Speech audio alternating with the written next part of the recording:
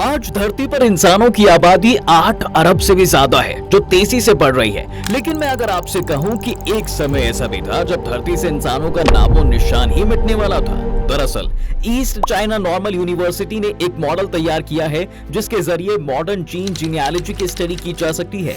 आसान शब्दों में कहें तो किसी पर्टिकुलर जीन से जुड़े उन लोगों का पता लगाया जा सकता है जो अभी हैं या जो कभी हुआ करते थे। इस मॉडल के जरिए चीनी वैज्ञानिकों ने अफ्रीकन और नॉन अफ्रीकन आबादी के 3154 लोगों के डीएनए का एनालिसिस किया है, जिसका रिजल्ट सचमुच चौंका देने वाला है। इससे पता चलता है दोस्तों कि एक वक्त ऐसा भी था जब धरती पर महज 1280 लोग बचे थे और करीब 1.17 लाख सालों तक इस कंडीशन में कोई खास सुधार नहीं दिखा था। लेकिन सवाल ये उठता है कि ऐसे हालात पैदा हुए तो कैसे हुए, ऐसी सिचुएशंस में इन लोगों ने कैसे सरवाइव किया, अगर फ्यूचर में भी ऐसी हालात बने तो क्या होगा, और सबसे बड़ा सवाल, क्या इंसान विलुप्त हो सकते हैं। मैटर थोड़ा सीरियस है तो इसे डिटेल में आज समझते हैं। देखिए, कहते हैं कि इंसानों का इतिहास 20 लाख साल पुराना है। इस दौरान उन्हें कई उतार चढ़ावों से गुजरना पड़ा था।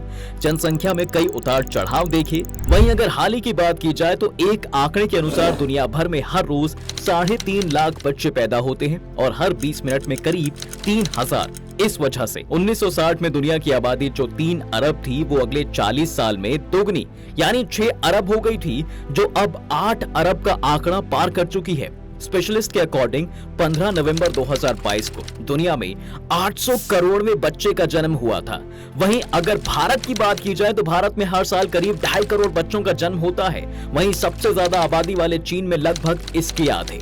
भारत के यूनियन हेल्थ मिनिस्ट्री की ताजा रिपोर्ट बताती है कि 2021 से 22 में 2.3 करोड़ से ज्यादा बच्चों का जन्म हुआ, यानी हर दिन औसतन 56,000 बच्चे पैदा हुए। ये आंकड़ा इसलिए भी चौंकाता है क्योंकि अगर दुनिया के 78 देशों की आबादी को जोड़ दिया जाए तो ये संख्या लगभग 2.5 करोड़ की बैठती है, यानी कि 78 देशों की आबादी के बराबर बच्चे तो भारत में ही हर साल पैदा हो रहे हैं। जबकि इसके दूसरी तरफ एक समय ऐसा भी था जब डायनासोर की तरह हमारी पूरी नस्ल खत्म होने के कगार पर आ गई थी, और ये हालात पैदा हुए थे करीब 9 लाख साल पहले। उस समय हमारी आबादी में करीब 98% की कमी आई और ये घटकर महज 1300 तक रह गई थी।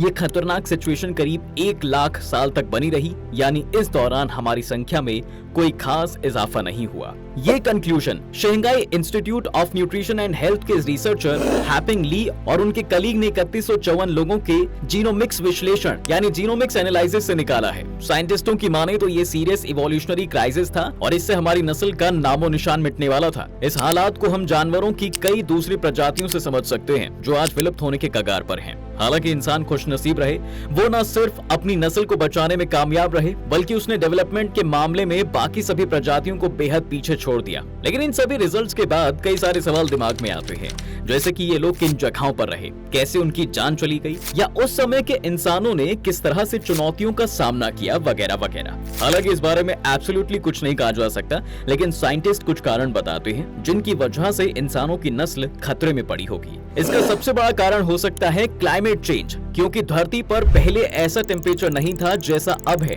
कभी यहाँ आग बरस रही होती थी तो कभी ये पानी में डूब जाती। एक वक्त तो ऐसा भी था जब पूरी धरती पर बर्फ ही बर्फ थी, पूरी पृथ्वी ग्लेशियर से ढक चुकी थी, जिस समय को हिमयुग यानी कि आइस एज कहा जाता है। हैपिंग ली और उनके साथियों का कहना है कि उस पीरियड के दौरान ग्लोबल कूलिंग की वजह से यूरेशिया यानी कि यूरोप और एशिया और अफ्रीका में भयानक सूखा पड़ा। हो सकता है कि इस वजह से हमारी प्रजाति खत्म होने के कगार पर पहुंच गई हो, क्योंकि डायनासोर जैसे विशाल जानवर जिन्होंने लंबे टाइम तक धरती पर राज किया है, वे भी क्लाइमेट चेंज की वजह से ही विलुप्त हुए थे। वहीं वैज्ञानिकों के अकॉर्डिंग ज्वालामुखी एक्सप्लोजन या फिर रेगिस्तान भी इंसानी नस्ल के लिए खतरनाक साबित हुए होंगे, क्योंकि उस वक्त उन्हें इन चीजों से बचकर जीने की कला नहीं आती थी। तब धरती ठंडी हो रही थी और भयानक ज्वालामुखी विस्फोट बेहद आम बात थी। ऐसे में हो सकता है कि इंसानों की आबादी का बड़ा हिस्सा इसकी चपेट में आ गया हो। वहीं कुछ साइंटिस्ट ये भी अनुमान लगाते हैं कि हमारे पूर्वज दूसरी इंसानी प्रजातियों को खोजने के लिए निकले और रेगिस्तान में ही फंस कर रह गए थे। उन्हें वहां से निकलने का रास्ता नहीं मिला होगा, जिसके चलते उन लोगों ने रेत में ही दम तोड़ दिया होगा। खैर, इसके पीछे भी एक लॉजिक है। दरअसल उस समय इंसानों की कई अलग अलग प्रजातियां थी, जैसे कि आज जानवरों और पक्षियों की होती है। इनमें होमो हाइडेलबर्गेंसिस, होमो रोडेसिएंसिस, होमो एंटीसिसर और होमो बोडोएंसिस शामिल हैं। हालांकि क्लियर भी नहीं है कि इनमें से हमारा पूर्वज कौन सा है, क्योंकि उस समय इंसानों की मॉडर्न और एकमात्र बची हुई प्रजाति होमो सेपियंस एग्जिस्ट नहीं करती थी। इस प्रजाति का इतिहास करीब 3 लाख साल ही पुराना है, जबकि यहाँ बात 9 लाख साल पहले की हो रही है। हालांकि अपने इवोल्यूशन के दौरान होमो सेपियंस को भी कई खतरों से गुजरना और बचना पड़ा। वहीं हमारे पूर्वजों की अंत की वजह महामारी भी मानी जा रही है, क्योंकि इंसान बीमारियों का सबसे आसान शिकार माना जाता है। आसान शब्दों में कहें तो जानवरों के मुकाबले इंसान ज्यादा जल्दी बीमारियों के चपेट में आ जाता है। ऐसे में हो सकता है कि किसी बीमारी ने महामारी का रूप लिया हो और उसने इंसानी आबादी के बड़े हिस्से को खत्म कर दिया हो। पिछली कुछ सदियों में भी महामारी की वजह से करोड़ों लोग मारे गए। 14वीं सदी में प्लेग से दुनिया भर में करीब 10 करोड़ लोगों की मौत हुई थी। 1918 में आए खतरनाक स्पेनिश फ्लू ने भी करीब 3 करोड़ लोगों की जान ली। हो सकता है कि इसी तरह की कोई महामारी 9 लाख साल पहले भी फैली हो। यहाँ पर एक बड़ा सवाल ये भी है वैसे दोस्तों, कि जब दूसरी इंसानी प्रजातियां विलुप्त हो गईं, तो होमो सेपियंस कैसे बच गए? अगर इंसानी इतिहास को देखें तो सरवाइव करने की काबिलियत सबसे ज्यादा निएंडरथल के अंदर थी। उन्होंने कम टेम्परेचर में रहने का हुनर सीख लिया था, जो उस वक्त तो जीने के लिए सबसे ज्यादा जरूरी चीज थी। निएंडरथल ने अपनी प्रजाति को यूरेशिया के अलग अलग हिस्सों तक फैला दिया था। वहीं होमो इरेक्टस ने खुद को साउथ ईस्ट एशिया के सर्कमस्टांस के हिसाब से ढाल लिया था। लेकिन इंसानों की सभी शुरुआती प्रजातियों के साथ ये दोनों भी धीरे धीरे खत्म हो गयी। बचे तो सिर्फ होमो सेपियंस, और इनके बचने के पीछे सबसे बड़ी वजह थी उनका दिमाग। कई रिसर्चर्स का मानना है कि तेज दिमाग की वजह से होमो सेपियंस का वजूद आज तक बचा हुआ है। हालांकि उन्होंने इसका कुछ क्रेडिट लैंग्वेज को भी दिया है, तो वहीं कुछ किस्मत को भी। हमारी इमोशनल वीकनेस भी हमारे पूर्वजों के खत्म होने की एक बड़ी अहम वजह मानी जाती है। हमारे पुरखे एक दूसरे पर डिपेंड रहते थे। जी हाँ, एक दूसरे की मदद करते थे। जैसे कि हमें जितना दूसरों के बारे में पता चलता है, उनके साथ हमारा लगाव उतना ही बढ़ता रहता है। यही वजह है कि इंसानों की दूसरी प्रजातियां इधर उधर भटकने के चक्कर में खत्म हो गई। वहीं होमो सेपियंस लंबे समय तक अफ्रीका से बाहर निकले ही नहीं, इसलिए बचे रहे। होमो सेपियंस पर सबसे बड़ा खतरा करीब 60,000 साल पहले भी आया था, जब वे अफ्रीका यानी अपने मूल स्थान से बाहर निकलने लगे। हालांकि इस पलायन की मेन वजह युद्ध नहीं था, न ही उन्हें जबरन भगाया गया। असल में आबादी बढ़ने के साथ बेसिक चीजों की जरूरत भी बढ़ने लगी। इसकी तलाश में वे अफ्रीका से बाहर जाने लगे।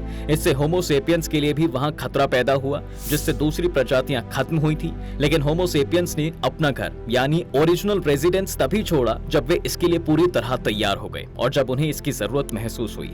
उन्होंने अपनी इसी सूझबूझ से दुनिया के बाकी हिस्सों में जाकर भी सरवाइव करना सीख लिया। उस वक्त होमो सेपियंस से पहले की भी कुछ प्रजातियां थी, लेकिन होमो सेपियंस अपने दिमाग का इस्तेमाल करके उनसे घुल मिल गए, उनके साथ रिप्रोडक्शन किया और उन्हें अपने में मिला लिया। जब होमो सेपियंस पूरी तरह विकसित हो गए, तो फिर धरती पर किसी और प्रजाति के लिए कोई गुंजाइश ही नहीं बची। लेकिन जरा सोचिए, अगर आज से 100 साल बाद दोबारा ऐसी ही सिचुएशन पैदा हो जाए कि धरती पर गिने चुने लोग ही बचे हैं, या फिर इंसानों का बिल्कुल ही खात्मा हो जाए, जैसे साइंटिस्ट स्टीफन हॉकिंग ने भविष्यवाणी भी की है कि 100 साल बाद इंसान के बनाए हुए रोबोट इतने ताकतवर हो जाएंगे कि इंसानों को ही खत्म कर देंगे, तो क्या होगा? तब धरती पर इंसानों को फिर से लाने के लिए एक मर्द और एक औरत की जरूरत पड़ेगी। कहने को तो ये सिर्फ इमेजिनरी सवाल है, लेकिन नासा जैसे साइंटिफिक इंस्टीट्यूट और दुनिया के कई दूसरे बड़े संस्थान इस बारे में गंभीरता से सोच रहे हैं। असल में उनकी फिक्र इंसानों की दूसरी दुनिया बसाने को लेकर ज्यादा है कि अगर धरती पर कयामत आ भी जाए तो फिर से दुनिया को कैसे बसाया जा सकता है। हालांकि कुदरती तौर तरीकों के हिसाब से तो सिर्फ 2 इंसान यानी एक पुरुष और एक औरत इंसानियत को जिंदा कर देंगे।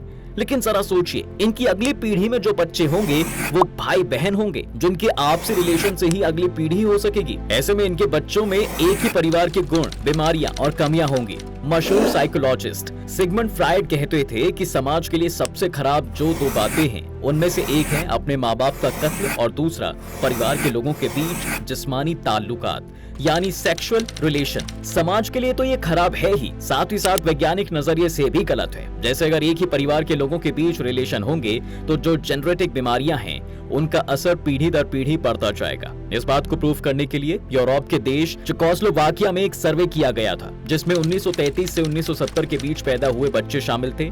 इस दौरान पता चलता है कि जिनके माँ बाप पहले भी किसी न किसी पुराने रिश्ते की वजह से एक दूसरे से जुड़े थे, उन बच्चों में से 40% किसी न किसी बीमारी के शिकार थे।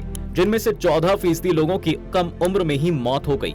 असल में हम सबके पास अपनी जीन्स के 2 कॉपी होती हैं। इनमें से एक माँ से निकलती है तो दूसरी पिता से। लेकिन इनमें से कई जीन ऐसे होते हैं जो तब तक छुपे रहते हैं जब तक उनका परफेक्ट मैच नहीं मिल जाता। ऐसा तभी होता है जब आपके माँ बाप पहले भी किसी न किसी रिश्ते से जुड़े हों।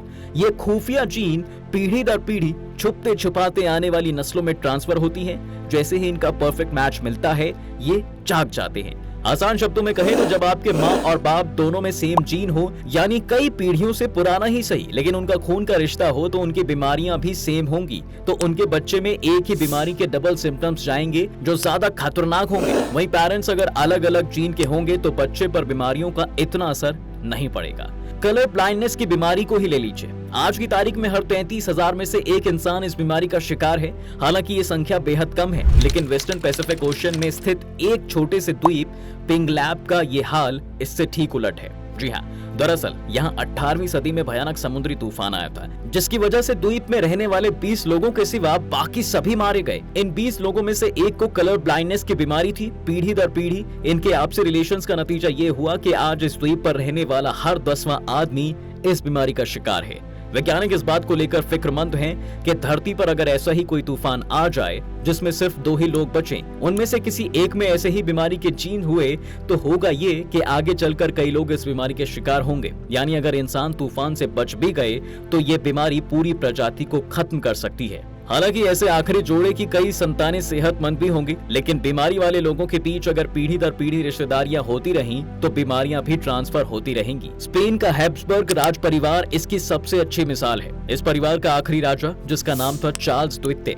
वो इतनी तरह की बीमारियों का शिकार था कि गिनना मुश्किल हो जाए। 39 साल की उम्र में जब वो मरा तब उसका राजपाट संभालने के लिए दूर दूर तक कोई रिश्तेदार नहीं था। असल में चार्ल्स द्वितीय से पहले के 200 सालों तक यूरोप के तमाम राज परिवार एक दूसरे के यहाँ अपने बेटे बेटियों का ब्याह करते रहे थे। नतीजा ये रहा कि तमाम बीमारियों के जीन्स छुपते छुपाते इकट्ठा होते रहे। इसका रिजल्ट चार्ल्स के तौर पर सामने आया, यानी बीमारियों का घर। उसको विरासत में इतनी बीमार पुश्तैनी जीन्स मिले थे कि गिनती करना ही मुश्किल हो जाए। इससे बेहतर तो शायद तब भी होता जब उसके माँ बाप आपस में भाई बहन होते। कहने का मतलब ये कि अगर किसी प्रजाति की बहुत कम तादाद बचती है तो उनका जीन पूल यानी कि गुण सूत्रों का बैंक कम होता है। इसमें भी अगर कुछ बीमार जीन्स हुए तो अगली पीढ़ियों के ग्रोथ की उम्मीद कम होती है, क्योंकि इनके आने वाली नस्लों के पास जो जीन पूल होता है उसमें बीमारी वाले जीन्स की संख्या ज्यादा होती है। न्यूजीलैंड में पाए जाने वाले काकापो नाम के तोते इसका एक बेहतरीन एग्जाम्पल है। लाख कोशिशों के बावजूद इनकी संख्या नहीं बढ़ पा रही है और आगे चलकर इस प्रजाति के खात्मे का खतरा है।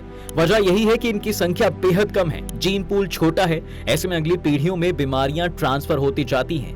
वैसे कुदरती तौर पर हर जीव कोशिश ये करता है कि उसके जीवन साथी का जीन पूल अलग हो, ताकि आने वाली पीढ़ियों में आनुवांशिक बीमारियां जाने का खतरा कम हो। लेकिन हम जिस तबाही की इमेजिनेशन कर रहे हैं और उसमें अगर सिर्फ एक मर्द और औरत ही बचते हैं तो उनके पास और कोई ऑप्शन नहीं होगा।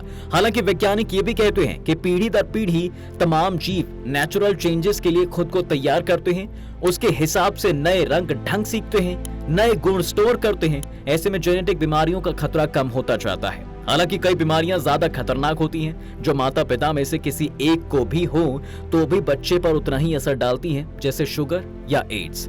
हालांकि ये सब बातें अभी हवा में ही ज्यादा हैं। कुछ वैज्ञानिक ये भी कहते हैं कि ये बहस ही बेवजह की है, क्योंकि लाखों साल पहले इंसान का जन्म हुआ था तो उस वक्त उनकी संख्या 1000 की भी नहीं थी। आज तमाम सबूत ये कहते हैं कि करीब 10 लाख साल पहले सिर्फ 1000 इंसान धरती पर ही थे, फिर बाद में इनकी संख्या में इजाफा हुआ है। वहीं करीब 1 लाख से 50,000 साल पहले जब इंसान अफ्रीका से दुनिया के दूसरे देशों की तरफ गए तब भी हालात उनके हिसाब से नहीं थे। लेकिन आज इंसानों की इतनी बड़ी तादाद धरती पर है, उसने इतनी तरक्की कर ली है कि ऐसे में अगर प्रलय आए और महाविनाश के बाद सिर्फ आदम और हव्वा यानी कि एक आदमी और एक औरत बची रहे, तब भी इंसानियत फिर से जिंदा हो सकेगी। इसका सबसे अच्छा एग्जाम्पल है उत्तरी अमेरिका का हटेराइट समुदाय। इस समुदाय के लोग आपस में ही रिश्ते करते हैं। इसके बावजूद भी 20वीं सदी की शुरुआत में इस समुदाय की जनसंख्या तेजी से बढ़ी है और महज 17 सालों में इनकी आबादी दोगुनी हो गई है। ऐसे एग्जाम्पल्स की उम्मीद का कारण है तो महाविनाश को लेकर बेफिक्र रहिए। अगर प्रलय आई और उसमें सिर्फ 2 ही लोग बचे तब भी हम आज की आबादी के बराबरी कर लेंगे, वो भी महज 556 सालों में। लेकिन यहाँ पर एक शर्त है कि हर औरत कम से कम 8 बच्चे पैदा करे। हालांकि ये शर्त थोड़ी मुश्किल है लेकिन नामुमकिन नहीं है। तो दोस्तों आज की वीडियो में फिलहाल बस इतना ही। उम्मीद है आपको आज के इस वीडियो से काफी कुछ सीखने को मिला होगा। अगर आपको ये वीडियो पसंद आया है तो वीडियो को लाइक करें और अगर आप इस चैनल पर नए हैं तो जाने से पहले चैनल को सब्सक्राइब करना भी ना भूलें।